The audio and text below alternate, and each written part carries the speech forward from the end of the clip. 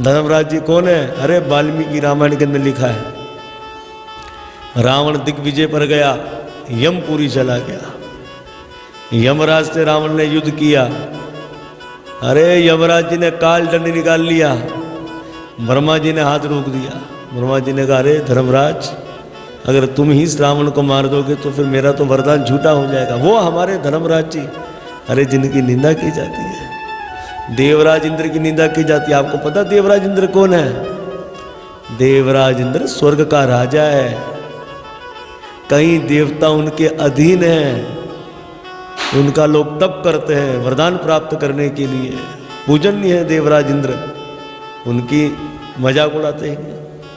माँ भद्रकाली मैया की मजाक उड़ाते हैं। आपको पता है भद्रकाली मैया कौन है?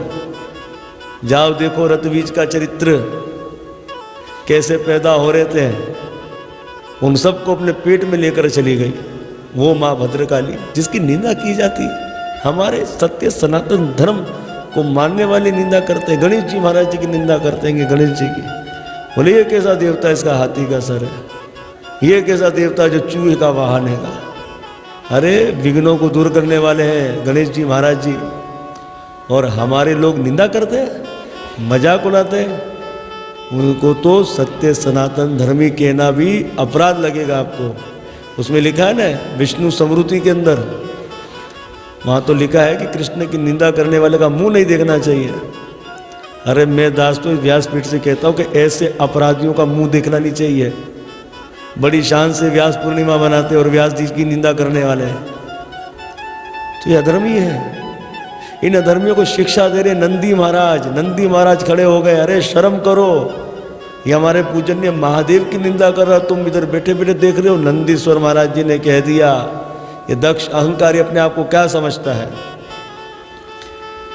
अरे मैं श्राप देता हूं कि दक्ष की जिस गर्दन से इसने भय भय कर कर हमारे भोले बाबा को बुरा भला का, इसको बकरे का सर लग जाए। ऐसा कहा।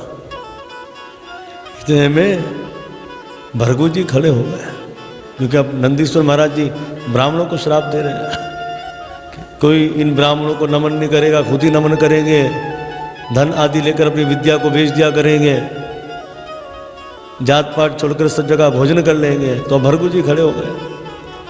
भृगु जी ने कहा हे नंदी, ससुर जमाई का झगड़ा तुम बीच में क्यों बोले। अब हुआ ये कि भृगु जी ने शिव भक्तों को श्राप दे दिया। भृगु जी बार बार विष्णु विष्णु कह रहे हैं कि ये अपराधी है नंदी, इसने ब्राह्मणों को श्राप दिया, इसने विष्णु के चरणों में अपराध कर दिया। तो शंकर जी समझ गए।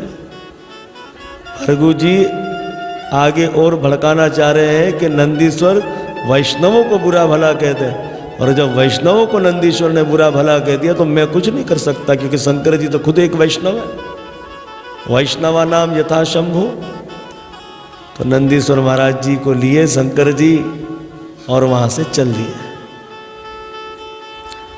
दक्ष ने अपने मन में गिठान मान लिया कि मैं शंकर जी को यज्ञ में भाग नहीं दूंगा, और मैंने सभा के अंदर कहा है ये कार्य मुझे ही आरंभ करना चाहिए। तो हुआ ये कि दक्ष प्रजापति ने हरिद्वार में यज्ञ रखा।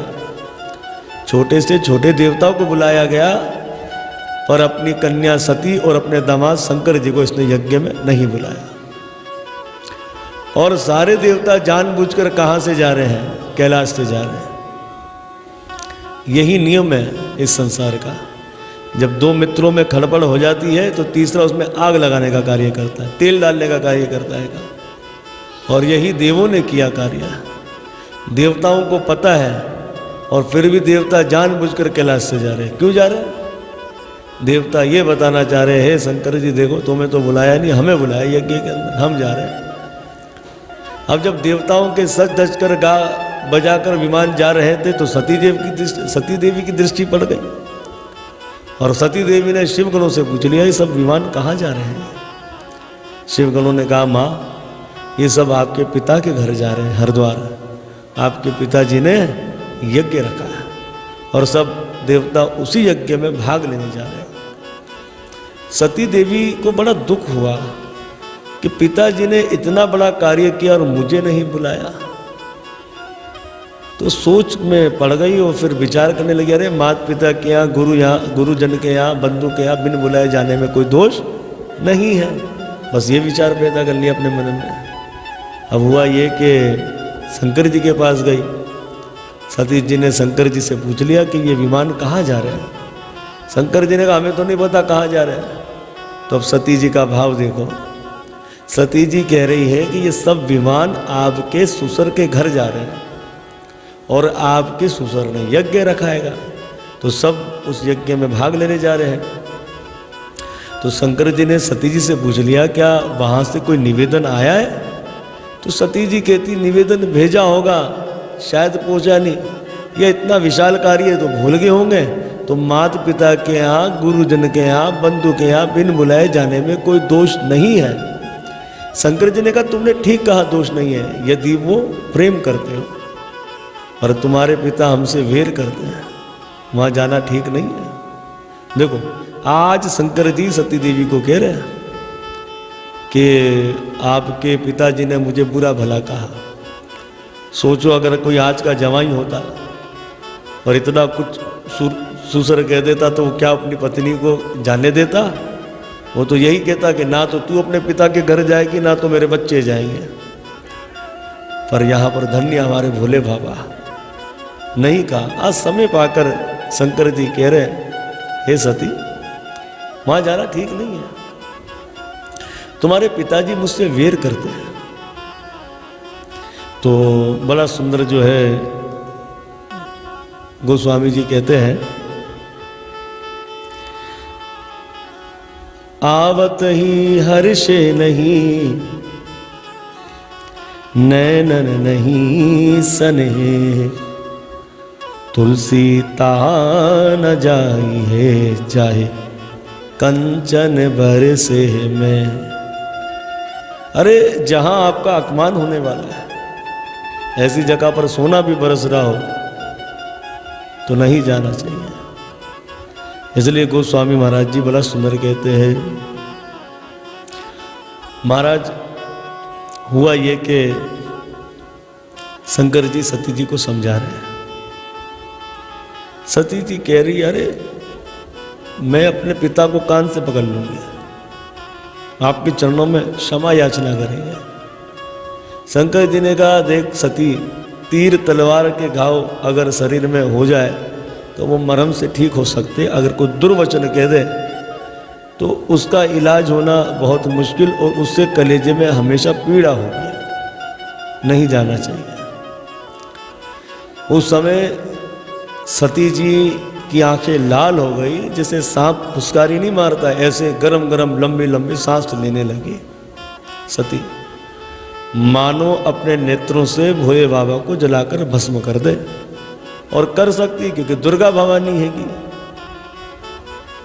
तो कहने का अर्थ ये है कि शंकर जी ने बहुत मना किया पर सती जी नहीं मानी, और सती जी कैलाश पर्वत से नीचे उतर रही है। शंकर जी विचार कर रहे हैं कि ना जाने राम जी क्या चाहते हैं। वो कहते हैं ना गोस्वामी जी, होई है सोही जो राम रचि राखा, कहो करी तर्क बड़ा बहिसा का, होई है सोही जो राम रचि राखा। राम जी क्या चाहते हैं? तो रामचरितमानस में ऐसा आता है, एक समय जब शंकर जी गए थे माता सती को कुंभज ऋषि के पास,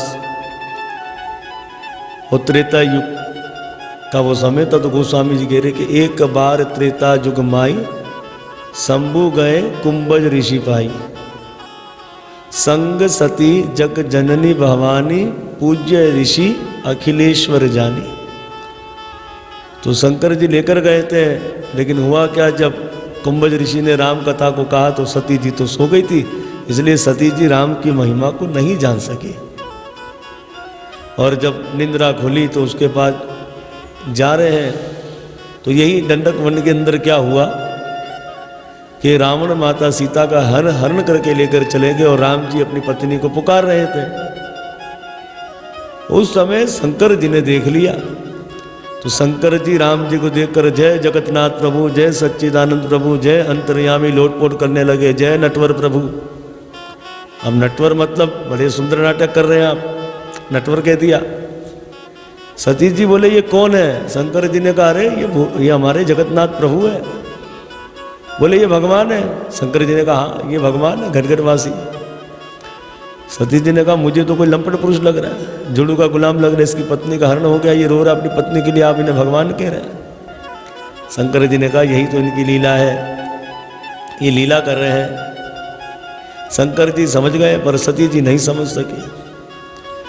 सती जी परीक्षा लेने गई, इनकी भगवान की सीता बन गई। और राम जी ने तुरंत कहा हे माँ, आपके स्वामी शंकर जी के वाहन धर्म है और धर्म का ही ध्वज लगता है, तो आप उनके बिना अकेली कैसे घूम रही हो? तो भगवान रामचंद्र जी ने तुरंत पहचान लिया और क्या कह रहे हैं कि आपके पति तो बड़े धर्मात्मा, आपने कैसे कपट रूप धारण कर लिया, मानो भगवान ये कहना चाह रहे हैं। सती जी चौंक गई कि यही घटघटवासी अंतर्यामी राम है। अब तो पूरे दंडक वन के अंदर सीता राम जी का दर्शन होने लगा और वहाँ शंकर जी बैठे थे, प्रतीक्षा कर रहे थे। सती जी गई, शंकर जी ने कहा हाँ भाई परीक्षा ले ली? सती जी ने कहा नहीं प्रभु, जैसे आप उनका भजन करते मैंने भी उनकी जय जयकार करी। शंकर जी को कुछ शक हुआ। शंकर जी ने ध्यान किया, अरे देखा कि इसने तो मेरी माँ का रूप धारण कर लिया। उस समय शंकर जी ने मनी मन में सती का त्याग कर दिया। आकाशवाणी हुई जय हो शंकर जी, आप जैसे त्यागी नहीं हो सकते। तब से शंकर जी सती को अपने उल्टे अंग पर नहीं बिठाते थे, सामने बिठाते थे, क्योंकि पत्नी का अधिकार पति के बाएं ओर है ना। पर आज सामने क्यों बिठा रहे हैं? शिक्षक बना दिया, तुम शिक्षा लो, अभी तुम्हें शिक्षा की आवश्यकता है। सती जी समझ गई थी क्या मुझे नहीं अपनाएंगे, भोले बाबा जैसा कोई त्याग ही नहीं हो सकता। जहां पर भक्ति में गड़बड़ी हुई, जहां देवी सीता की निंदा हो गई, भगवान की निंदा हो गई, किनके द्वारा? अपनी ही पत्नी के द्वारा, तो भोले बाबा ने उनका त्याग कर दिया। और यही सती जब अपने शरीर का त्याग कर देगी तो इतना मोह करेंगे, इतना रोएंगे हमारे भोले बाबा। देखो पत्नी का प्रेम दिखाया तो कैसा दिखाया, पर भगवत प्रेम दिखाया तो कैसा दिखाया, ये हमारे भोले बाबा है। इसलिए भोले बाबा की बराबरी कोई नहीं कर सकता हैगा। तो महाराज सती जी समझ गई थी कि अब मुझे इस शरीर के द्वारा तो ये अपनाएंगे नहीं जब तक ये मेरा शरीर है। तो दिन रात भगवान से यही प्रार्थना करते कि प्रभु बस ये मेरा शरीर मुझसे छूट जाए। तो कितना मना किया शंकर जी ने, कितना मना किया, वहां नहीं जाना चाहिए। सती जी नहीं मानी और सती जी चली गई। तो शंकर जी यही विचार कर रहे हैं कि ना जाने प्रभु राम जी क्या चाहते हैं। उस समय शंकर महादेव ने अपने गणों को कहा कि तुम देवी सती के संग जाओ। शिव गणों ने कहा माता हमारे होते हुए आप पैदल चले। तो सती ने कहा चलो चलो मेरे पिता के घर यज्ञ में तुम भी चलो। तो उस समय शिवगण भी चल दिए और नंदीश्वर महाराज जी ने सती मैया को अपने ऊपर बिठा लिया। तो कुछ भूतगण शंकर जी के गण जो है वो छाता लिए, ढोल मुद्रंग बाजे बजाते हुए, गाते बजाते सती महारानी को कैलाश से हरिद्वार लेकर गए। और वहाँ सब देवता हरिद्वार आए और दक्ष प्रजापति की जो अन्य जो 15 कन्या थी वो भी अपने पतियों सहित बच्चों सहित आई और भी अन्य देवता वहाँ पर आए।